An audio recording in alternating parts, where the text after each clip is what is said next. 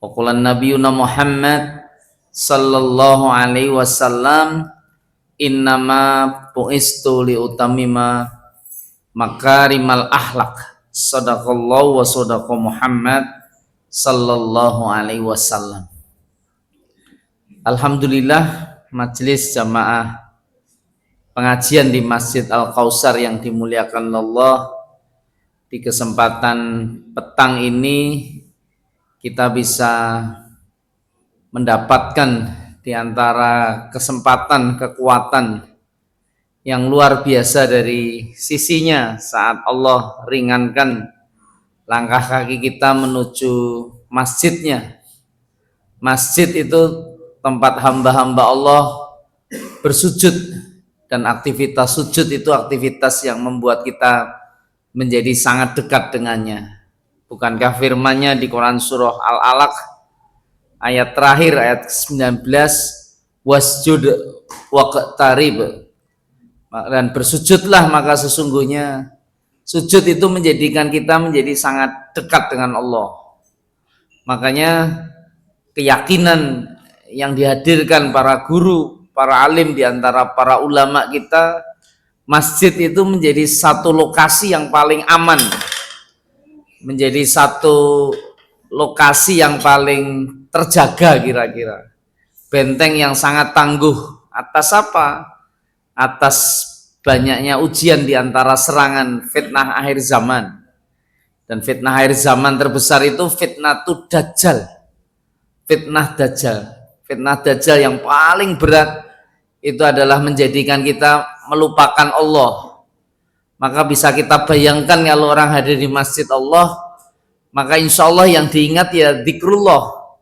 Bukankah wa aqimis sholat li dzikri, kita menegakkan sholat karena motif kita ya di masjid itu mendirikan sholat itu li dzikri, itu mengingatku, kata Allah. Inilah maka sesuatu yang harus terus kita hadirkan di antara qalbu dan hati kita, dan kita bersihkan atas apa yang ada pada jiwa dan diri ini. Tazkiyatun nafas itu menjadi sesuatu yang sangat penting untuk terus kita lakukan, karena dengan bersihnya, sucinya jiwa itu menjadikan jiwa yang inna nafsal lamarotum bisu illa ma rahima rabbi.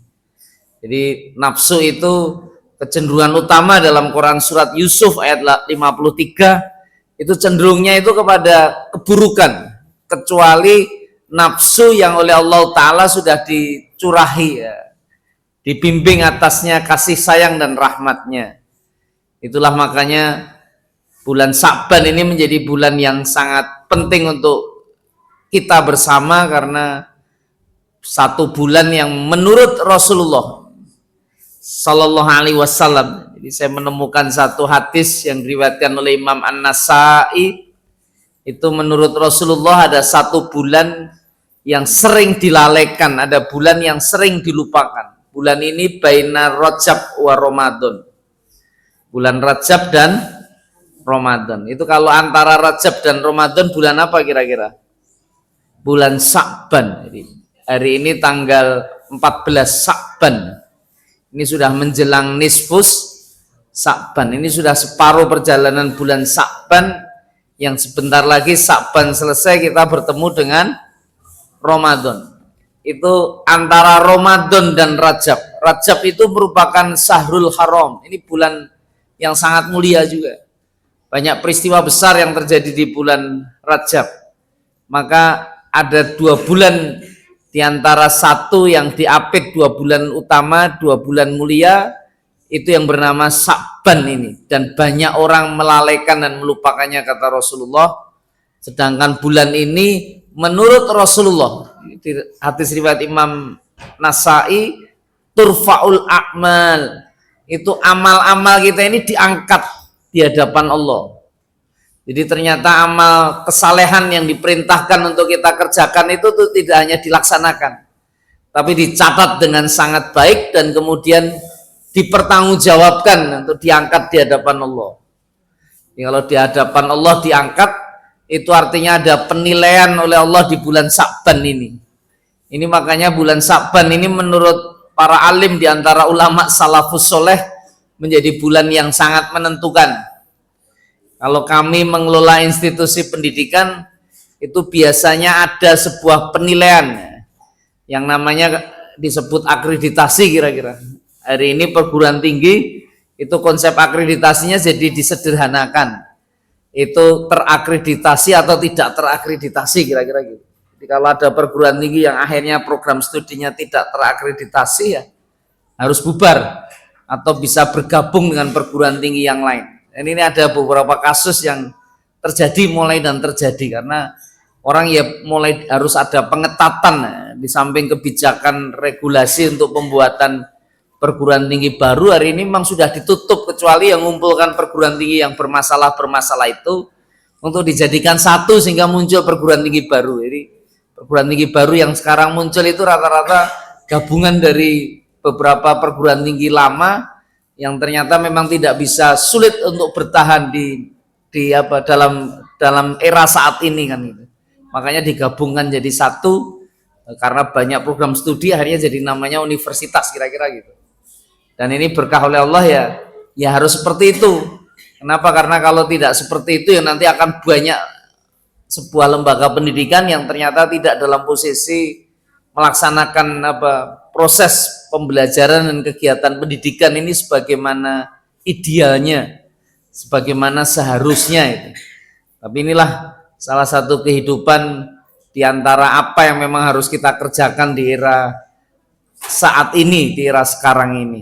Saya kembali ke status awal, nanti tidak cerita tekan ngendi-ngendi, tapi ya inilah oleh Allah mudah-mudahan jadi pengingat kita. Sya'ban itu adalah bulan di mana amal kita ini diangkat itu ya dinilai oleh Allah itu, dan ini yang menentukan. Makanya para ulama salafus soleh menjadi penting, apalagi ketika Rasulullah menyampaikan Sya'ban ini bulan yang menurut Rasulullah menjadi bulan yang jadi luar biasa, karena memang saat itulah saat yang menentukan. Bagaimana tidak menentukan? Apa yang kira-kira hadir atas diri antum, diri kita kira-kira kalau semua aktivitas yang kita lakukan kemudian hari ini akan dinilai oleh Allah kira-kira. Maka Rasulullah menyampaikan, dan tak ingin saya ketika amal ini diangkat kecuali Rasulullah ingin banyak berpuasa di waktu ini. Maka ini yang disampaikan oleh Bunda Aisyah radhiyallahu anha, tak ada bulan yang sedemikian banyak Rasulullah berpuasa selain bulan Ramadan itu ya bulan Sya'ban. Jadi waktu diangkat itu pengennya Rasulullah dalam posisi yang berpuasa. Ini sebuah keadaan yang sebenarnya menjadi sangat utama, karena memang bulan Sya'ban dalam riwayat itulah bulan di mana perintah puasa ini diturunkan. Selain ada riwayat juga yang menyampaikan tak hanya perintah puasa di bulan Sya'ban itu diwajibkan puasa Ramadan, tetapi juga membayar zakat itu. Aktivitas kewajiban membayar zakat itu terjadi di bulan Sya'ban juga. Maka Sya'ban ini menjadi momentum menarik untuk kita, dan inilah sesungguhnya yang harus kita persiapkan lebih awal. Dengan cara apa?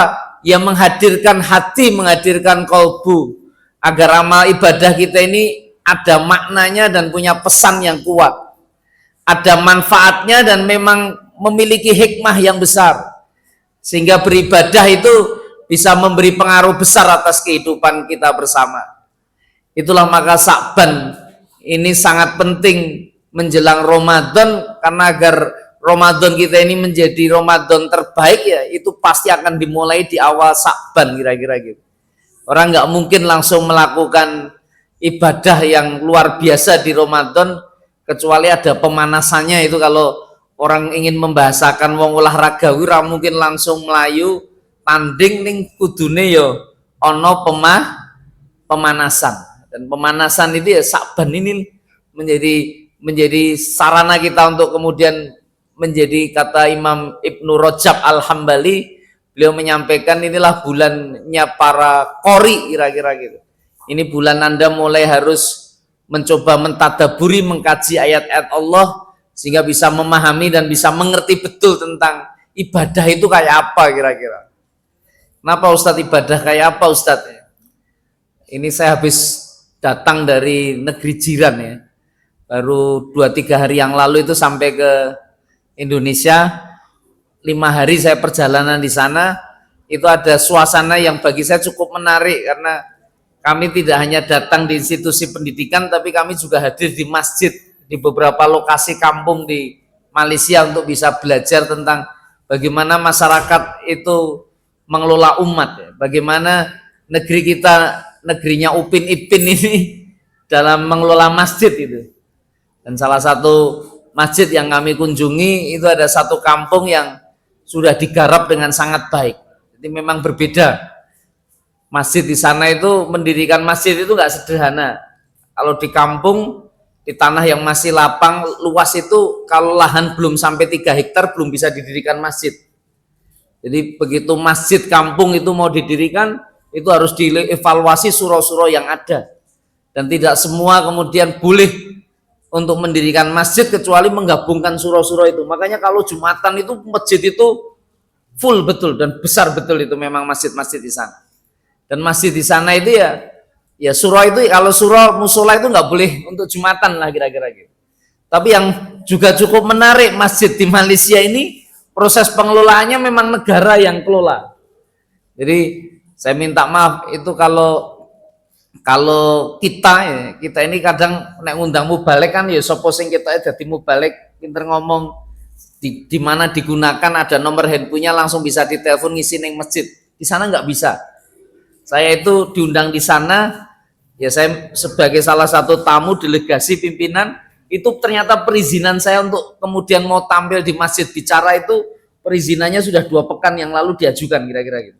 Kalau dari negara itu nggak ngasih izin ya saya nggak bisa ngomong. Jadi di sana saya hanya mendengarkan kegiatan yang ada di masjid. Tapi karena itu kegiatan memang sudah dirancang, ini ada delegasi yang kepengen juga untuk bisa bertukar pikiran, bertukar pendapat, maka itu diizin. Dan itu dijaga polisi itu. Jadi ada polisi yang di masjid-masjid itu sampai 6-7 itu sebelum kita tampil itu dijak foto bersama itu. Dan kalau wis diweden-wedeni kok nek jenengan nek ngomong disampaikan ajaran sesat wis yang dicekel imam masjid kira-kira gitu. Karena dia yang menjamin kehadiran kita kan gitu. Jadi betul serius di sana itu urusan materi itu bukan sudah ditentukan, itu nggak boleh keluar dari ajaran yang benar. Malaysia itu memang terdiri dari 3 suku yang utama. Melayu itu memang kalau di sana berbahasa Melayu dan itu mayoritas, maka negeri Malaysia itu ternyata negara yang beragama Islam. Jadi agama negara itu dicantumkan langsung Islam. Tapi dalam peraturan pemerintah, madhabnya itu juga sudah disebutkan dalam aturan. Jadi madhab yang boleh berkembang di Malaysia itu ya kalau hanya madhabnya Imam Syafi'i. Jadi di masjid-masjid itu yang diajarkan ya bagaimana ajaran beragama statusnya seragam. Loh kenapa Ustaz? Itu makanya imam masjid, Bilal muadzin itu ya, muadzin masjid itu sampai siap untuk marbotnya itu yang gaji pemerintah semua. Dan bayaran imam masjid itu setara dengan bayaran kepala kelurahan, kepala kampung. Loh niku saestu, itu fasilitas-fasilitasnya juga diberikan, disediakan. Dan nggak sederhana di sana, karena imam itu bertanggung jawab penuh terhadap kemakmuran. Masjid itu tidak hanya jamaahnya, tetapi apabila ada masyarakat yang butuh zakat, infak, sedekah harus dibantu, harus ada catatannya. Boleh didaftar. Kalau kas masjid tidak mampu, negara yang memenuhi. Nah, itu yang luar biasa di sana. Makanya di sini nih kami jauh lebih sejahtera, Ustaz.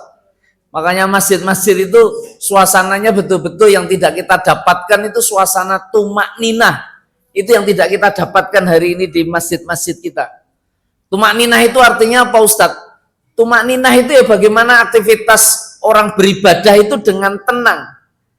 Ayatnya kan jelas, ya ayat Tuhan nafsul mutmainnah irji ila rabbiki radiyatam mardiyah fadkhuli fi ibadi wadkhuli jannati. Yang dipanggil itu wahai nafas jiwa-jiwa yang mutmainnah.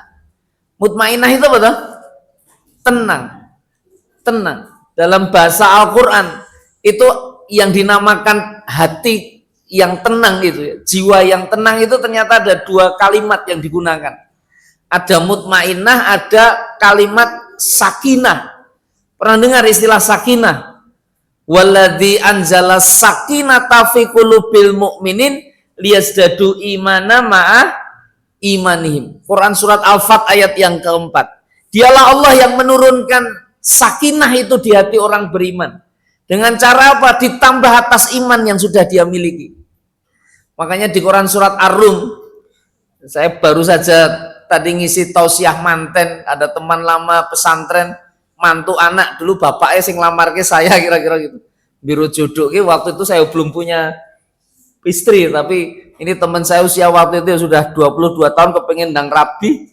Alhamdulillah oleh Allah ada teman juga janda nih, posisinya janda ijik perawan kira-kira gitu.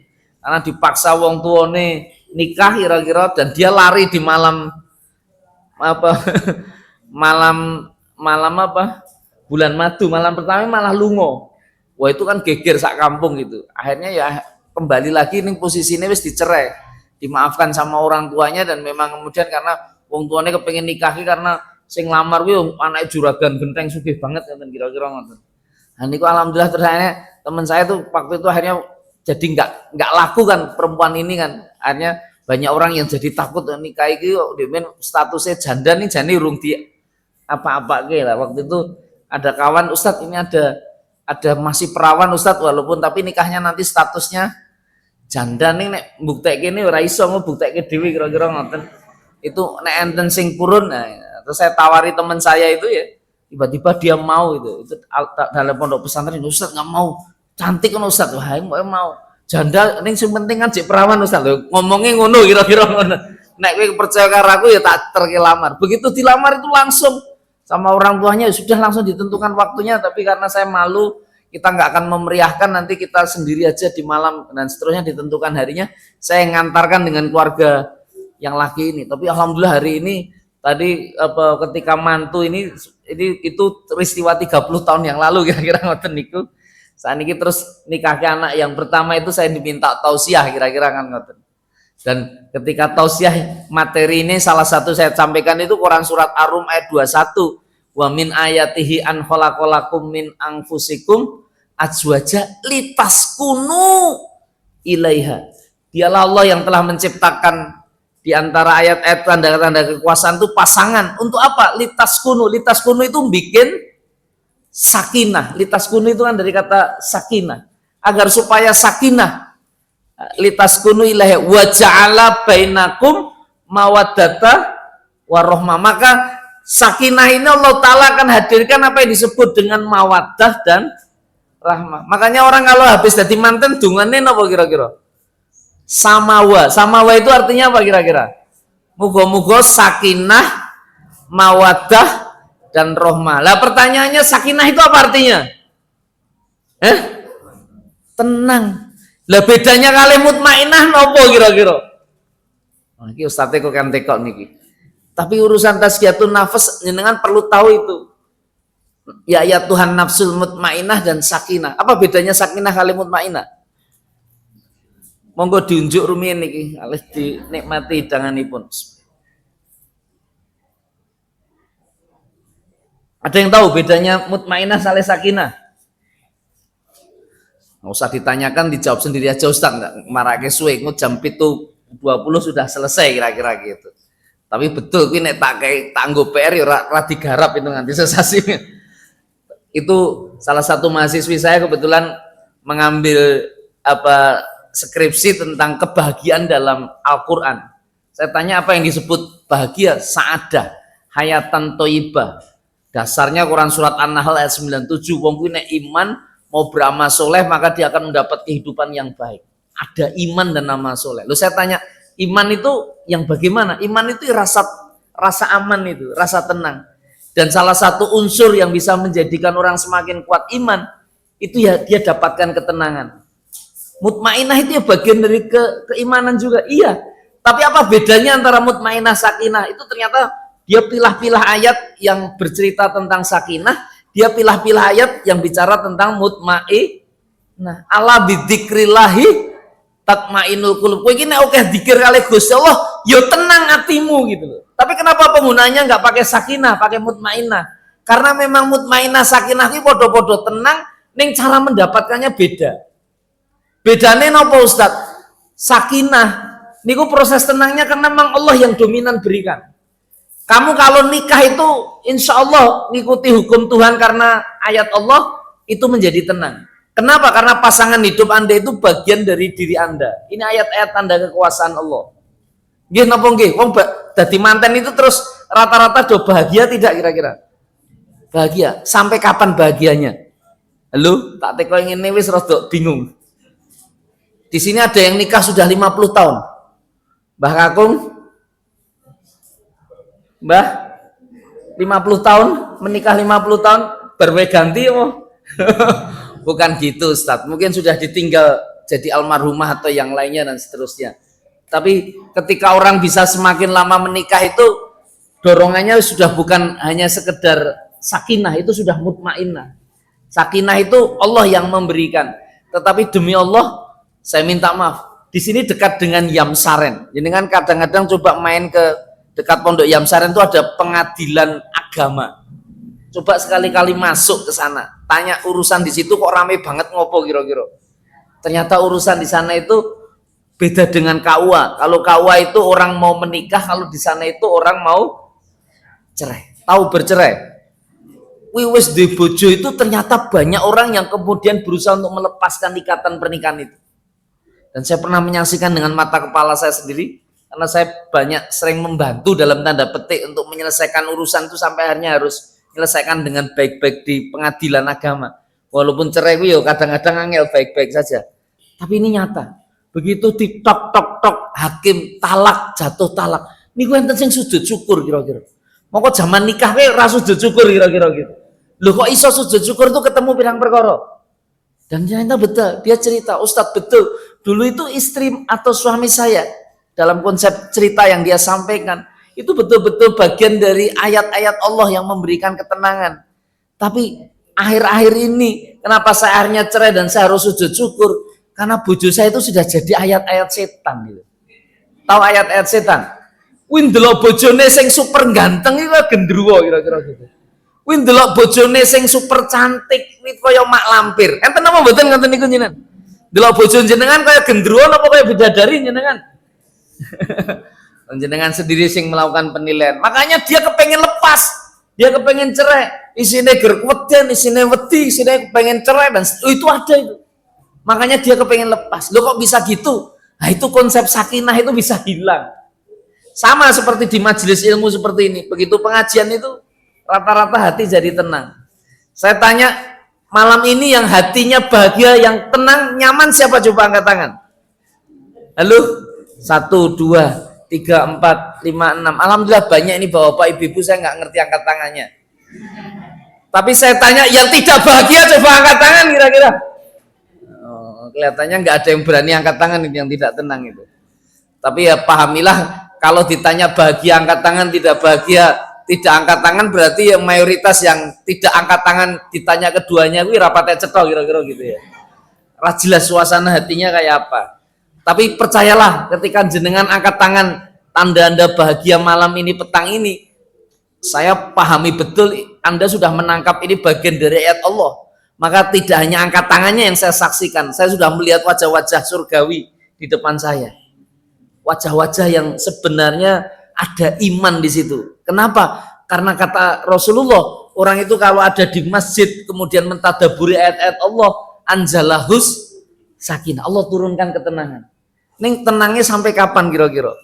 Begitu jenengan metu saka kene engko jam 8 jam 9 ngrungokke berita diskusi tentang ijazah palsu kira-kira gitu. Diskusi tentang negara iki yang ra cetha ra mutu kira-kira. Saya minta maaf, bukan apa-apa. Kowe dadi tenang apa mboten kira-kira? Anda ikut nesu-nesu dan tidak jadi tenang. Loh kenapa Ustadz? Itulah Anda datang di sini itu dapat sakinah. Tapi begitu Anda keluar tidak istiqomah itu bermasalah bagi Anda. Kenapa? Anda belum mencapai satu titik yang disebut mutmainnah. Loh ada apa mutmainnah Ustadz? Kalau sakinah itu dominan anugerah Allah. Kalau mutmainnah itu bisa Anda ciptakan. Ketenangan yang bisa Anda hadirkan. Jadi bahagia itu yang menciptakan diri Anda sendiri. Lo percaya tidak kira-kira? Lo cara menciptakan bahagia gimana Ustadz? Nah itulah maka mau menyambut Ramadan itu sebenarnya kebahagiaan besar mau dihadirkan Allah atas hidup kita. Saya minta maaf, saya baru saja juga belum ada 2 bulan ini dari India. Oh iya Ustaz Iqbal tekan ngendi-ngendi kira-kira itu. Tapi inilah berkahnya, makanya saya itu naik malah di nopo anu malah raiso nih malah dadaan malah sakit kira-kira ngoten. Karena ya longgar tenan pasan itu. Ini acaranya gitu. Tapi malah gitu saja, misalnya ono sing kosong renek teko jenengan langsung dadak saya pas moco ya mudah-mudahan malah longgar saya bisa ngisi. Karena sekarang saya sudah banyak mengcancel kajian yang statusnya rutin itu rada abot karena sering saya tinggal sampai 3-4 hari kali sehingga masjidnya wis Ustaz tak ganti Ustaz Leo saja gitu. Mereka sendiri pekewo, aku sendiri ya jadi beban karena kadang-kadang memang tidak mengendaki ini tugas yang agak berat gitu. Tapi betul, saya habis pulang dari India itu perjalanan dalam satu lokasi di sana itu melihat satu lahan yang cukup luas 17,5 hektar. Itu betul. Itu lahan lokasi itu saya minta maaf itu. Itu indah luar biasa. Bangunannya itu tingginya sampai 73 meter. Dan kalau orang India menyebut itu nirwananya dunia kira-kira gitu. Loh, bangunannya indah sekali. Itu terbuat dari batu-batu pualam yang harganya nilainya sangat mahal lokasi itu. Dan saya minta maaf itu. Lokasi itu saya minta maaf. Itu betul-betul dibangun membutuhkan waktu sampai 23 tahun. Bangunnya hampir 700 tahun yang lalu. Dan itu didirikan di atas aliran sungai yang sangat besar. Sungainya namanya Sungai Yamuna di sana. Dan yang sangat indah dan elok, saya minta maaf itu. Itu sekarang malah dianggap salah satu di antara keajaiban dunia. Bangunan apa itu? Jangan tahu Taj Mahal. Taj Mahal itu nama seorang wanita ternyata. Taj Mahal. Suaminya namanya Shahjian. Jadi Shahjian ini kehilangan istrinya, itu dibikinkan bangunan itu. Dan saya minta maaf, Taj Mahal itu ternyata seorang istri di antara dia punya Shahjian ini punya 3 istri. Istri pertama dan kedua tidak punya keturunan. Istri ketiga ini melahirkan anak sampai 14 orang. Nah, Taj Mahal ini yang punya anak sampai 14 orang. Jadi begitu ndelok bangunan itu aku jadi kelingan mertua saya yang anaknya sampai 14. Ini rada di Taj Mahal kira-kira gitu. Loh itu. Dan beliau wafatnya kenapa kok dibikinkan bangunan istana yang sedemikian luar biasa? Itu karena meninggalnya waktu melahirkan anak yang ke-14. Dan itu ya Shahjian dan Taj Mahal itu seorang muslim dan muslimah. Itu raja dia, penguasa saat itu. Yang ketika membangun melibatkan hampir 20.000 tenaga kerja. Sampai 23 tahun kalau ora iso bayangke nek setone bayar piye kira-kira gitu. Tapi ora usah dipikirke lah kira-kira gitu. Tapi ini kisah nyata. Bagi orang itu ya hanya bangunan yang super indah, bagian dari keajaiban dunia. Tapi bagi saya ini guru ngaji. Saya bisa membaca tulisan Arab. Saya juga bisa membaca ini ayat Quran atau tidak. Walaupun saya tidak seperti Ustadz jenengan yang hafal 30 juz Quran kira-kira gitu. Tapi serius, itu bangunan itu penuh dengan ayat-ayat Quran. Jadi saya masuk di sana ini walaupun yang menguasai orang Hindu. Di sana ada musola yang kotor sekali, malah nggak boleh digunakan untuk sholat. Saya minta maaf. Itu tapi saya masuk di bangunan itu seperti ada ayat-ayat Allah yang ingin memberi pesan sangat kuat. Salah satu pintu gerbang paling utama, udkhulu fisilmi kafah. Itu ayat Allah. Ini nama Islam kafah. Begitu saya masuk pintu gerbang paling awal sebelum menuju istana, melihat istana yang besar itu, yang ditulis itu surat Wal Fajri itu. 30 ayat yang paling dominan kalimat ya ayat Tuhan nafsul mutmainnah. Loh, tiba-tiba yang dipanggil itu jiwa-jiwa yang tenang. Kenapa Ustadz katakan itu wajah-wajah surgawi ketika Anda saya tanya dengan orang bahagia? Karena irji'i ila rabbiki radiyatam mardiyah. Kowe iki nek iso menciptakan bahagia sederhana resepnya. Apa? Irji'i ila rabbiki. Irji'i ila rabbiki niku apa to Ustaz? Irji'i ila rabbiki kuwi balekno kabeh urusan ning Gusti Allah. Lho itu kalimat apa? Kalimat istirja. Pernah dengar kalimat istirja innalillahi wa inna ilaihi rajiun? Siapa yang bisa mengucapkan kalimat itu kira-kira? Buka orang surat Al-Baqarah 155, 156, 157. Siapa yang mampu mengatakan kalimat alladzina idza asabathum musibah qalu innalillahi? Siapa dia? Wa basiris sabirin. Jenengan tahu wong-wong sabar? Orang sabar. Itu kan Shahjian kepengen bercerita tentang kesabaran saat ditinggal istri. Rasulullah itu sangat menderita loh ketika ditinggal Khadijah. Makanya momentumnya disebut Amul Husni, tahun kesedihan. Jadi kan ditinggal pasangan hidup sedih napa mboten kira-kira? Nah, ditinggal teng mundi Ustaz neng pasar Balinah ya seneng kira-kira. Saya urusannya ditinggal mati kira-kira. Pasti Anda kesedihan, ada kepedihan. Saya minta maaf. Apa resep paling awal gen kamu bisa tenang? Sabar. Saya tanya sabar niku nopo? Halo? Lawane sabar nopo?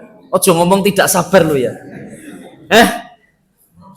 Kemerungsung, istijal. Loh niku saya itu leres nih. Saya suka dengan istilahnya. Karena sabar itu urusan proses menghadapi waktu.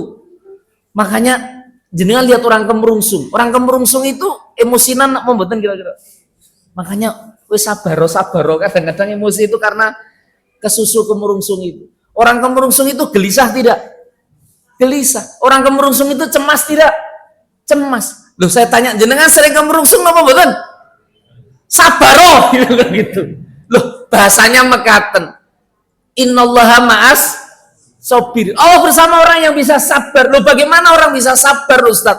Sedangkan urusan itu kan tetap datang, musibah itu tetap hadir. Makanya kalimat berikutnya yang dihadirkan dalam Quran.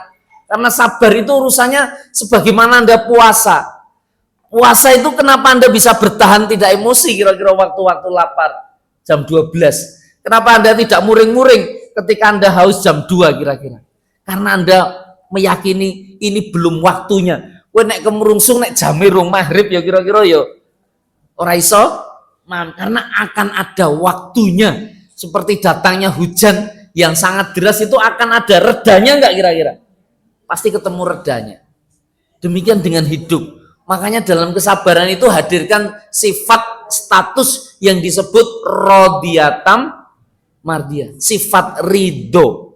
Sifat ridho. Saya tanya, ridho dan sabar itu tinggi mana? Halo? Ridho. Apa nate ngukur dure Mas Ridho kali Mas sabar? Kenapa ridho Anda anggap lebih tinggi daripada sabar? Halo? Hah? Ikhlas. Tiba-tiba Anda bicara tentang ikhlas. Ikhlas itu dari kata dasar kholaso, terulang 31 kali dalam kitab suci Al-Quran. Ada 14 varian ketika Allah bercerita tentang ikhlas. Loh ini serius. Dan semua kalimat ikhlas dalam kitab suci Al-Quran dihubungkan dengan la syarikalah, dengan urusan perbuatan dan amaliyah. Kemurnian ketauhidan hanya kepada Allah. Itu ikhlas. Jadi nek gue mau melakukan sesuatu itu dorongannya ikhlas. Dan ciri orang ikhlas, orang ridho, kata sahabat Ali bin Abi Thalib, karena hubungannya dengan aktivitas dan amaliyah, itu orang yang tak pernah lagi kecewa atas urusan dunianya. Wong ikhlas. Saya tanya jenengan sering kecewa tidak hidupnya? Ikhlaso kira-kira gitu. Loh, jawabannya kan rodok nganyel gini. Ustadz niki kurang 5 menit malih. Ya saya tahu. Tapi saya mau beritahu pada bapak ibu-ibu yang dimuliakan Allah Subhanahu wa taala. Ustadz Iqbal tadi bercerita tentang ketenangan, wong kuwi nek sabar kira-kira atine tenang napa mboten? Tenang. Wong nek ikhlas tenang napa mboten kira-kira? Nek ridho tenang napa mboten? Tenang. Loh niku serius. Lah Ustadz, niku yang jenengan sampaikan niku teorine memang gampil. Ning prakteknya gampang napa gampang kira-kira? Oh, nganyel gitu jenengan. Pertanyaannya gampang apa gampang kok jawabannya? Karena jenengan durung tutup ngaji nih. Itu di Taj Mahal itu kalimat itu tutup. Wal Fajri itu ditulis sampai 30 ayat itu. Dan kalimat yang dominan bukan sekedar ya ayat Tuhan nafsul mutmainnah irji ila rabbiki radhiyatam mardiyah, tetapi ada kalimat fathuli fi ibadi wadkhuli jannati. Lo apa artinya Ustadz? Apa pesannya? Fathuli fi ibadi. Apa maksudnya? Fathuli fi ibadi ini artinya apa? Dadiyo hambaku, dadiyo kawu loh, dadiyo abdillah, dadiyo abdullah. Abdullah wi hambane Gusti. Lo saya tanya, jenengan termasuk hambane Gusti Allah napa mboten? Tenane. Jangan-jangan tesih Abdul Fulus jenengan. Abdul dunia, Abdul mal. Loh, orang itu kalau selain Abdullah itu gampang ngecewa. Orang itu kalau yang diniatkan bukan karena Allah, itu dijamin sering kecewa. Ya apa ya? Berharap dengan makhluk kecewa tidak? Sering ketemukan kecewa. Makanya kalau Anda sudah betul-betul karena Allah, mudah untuk ikhlas, itu lebih lapang kita punya jiwa. Dan lebih bahagia kita. Lebih bahagia kita. Fathuli fi ibadi. Dan buat huli jannah. Lah, ternyata menurut Quran, menurut Gusti Allah, sing mlebu surga niku nggih wong-wong sing kasebut menika. Dadi nek kowe iki ijek kemrungsung, rung sabaran, wajah jenengan tuh dereng wajah surga kira-kira gitu. Apa maksud saya? Kowe iki sing durung ikhlas, durung ridho, saya khawatir jenengan tempatnya bukan di surganya Allah. Ahli surga itu wong sing sabar, wong sing ridho, wong sing ikhlas. Setuju napa mboten? Tapi ras setuju wong ayate Gusti Allah. Nah, itulah makanya itu yang harus kita terima, harus kita pahami dengan sempurna. Makanya kenapa pernikahan itu bisa berumur sampai 50 tahun orang Ustaz? Itu karena sudah saling mengikhlaskan, sudah saling ridho atas kekurangan pasangan ya sudah diterima. Makanya yang muncul kalimah-kalimah sangat indah. Apa Ustaz? Sakinah itu dasarnya mawaddah wa rahmah. Mawaddah itu apa? Mawaddah itu maddah. Bagaimana rasa cinta itu dihadirkan saling bisa memenuhi kebutuhan secara maddah. Maddah itu fisik, materi. Suami itu mudah dicintai istri. Apa? Penuhi semua kebutuhan materinya. Kira-kira dicintai istrinya enggak kira-kira? Semua kebutuhan materi dipenuhi ya mencintai. Demikian pula sebaliknya. Istri itu kalau kepengen dicintai suaminya, penuhi semua kebutuhan maddah suami. Kebutuhan materinya suami mang tekok dhewe kira-kira gitu. Loh, suami itu ndelok wong wedok ayu-ayu ning jaba ora iso diapa-apake kira-kira gitu. Tapi istri itu bagaimanapun wujud dan keberadaannya, dia bisa memenuhi kebutuhan maddah paling dasar atas seorang suami. Niku urusan perut, urusan macam-macam itu jenengan terjemahke piyambak.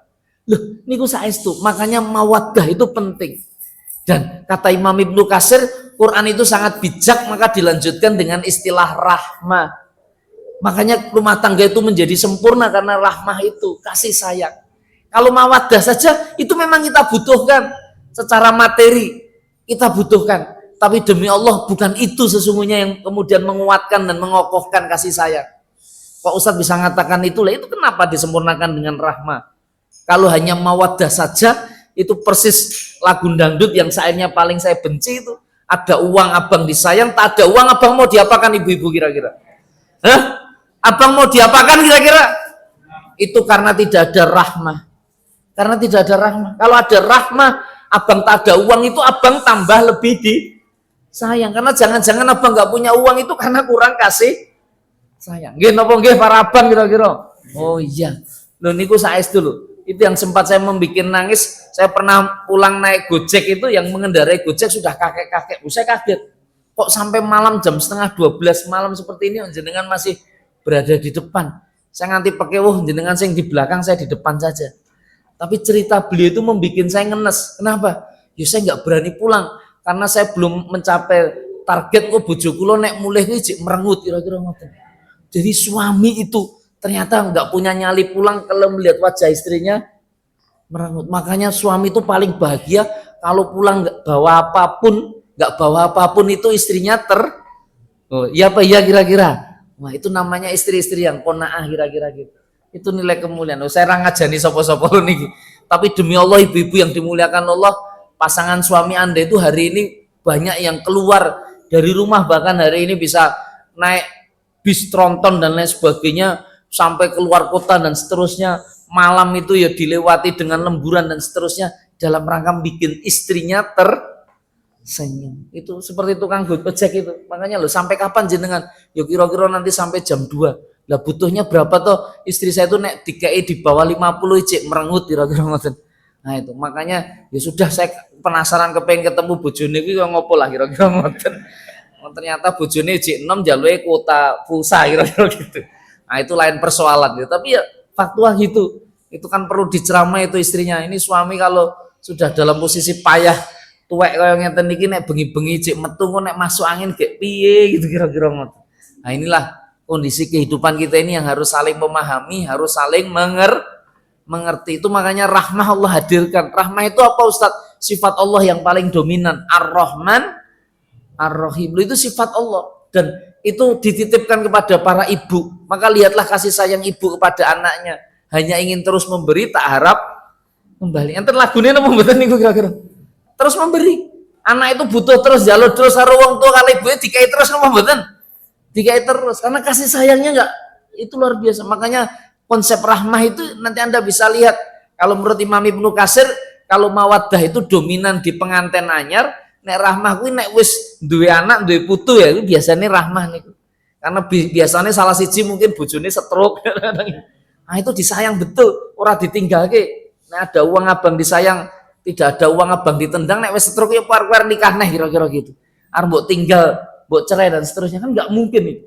Itu makanya kasih sayang agama ini yang Allah Ta'ala akan hadirkan, titipkan di antara nilai kebaikan. Sebagaimana kasih sayang cinta kasih ibu kepada anaknya. Dan itulah makanya Islam menjadi sangat sempurna untuk bisa kita tauladani dalam kehidupan bersama. Ini Bapak Ibu yang dimuliakan Allah, saya mohon maaf apabila ada hal yang kurang berkenan di hati panjenengan semua. Tidak ada maksud sama sekali saya menyakiti siapapun dan ingin menyakiti siapapun, tapi berkah oleh Allah mudah-mudahan Ramadan tahun ini menjadi Ramadan yang luar biasa untuk kita, agar ibadah kita ini kita hadirkan hati dan kalbu dan jiwa kita sehingga kita bisa memaknai kehidupan ini jauh lebih baik. Allahumma amin. Demikian dari saya, mari kita tutup majelis bersama dengan doa kafaratul majelis. Subhanakallahumma wa bihamdika asyhadu an la ilaha illa anta astaghfiruka wa atubu ilaih. Kurang lebihnya mohon maaf sebesar-besarnya. Aku lu qouli astaghfirullahaladzim billahi taufik wal hidayah. Assalamualaikum warahmatullahi wabarakatuh.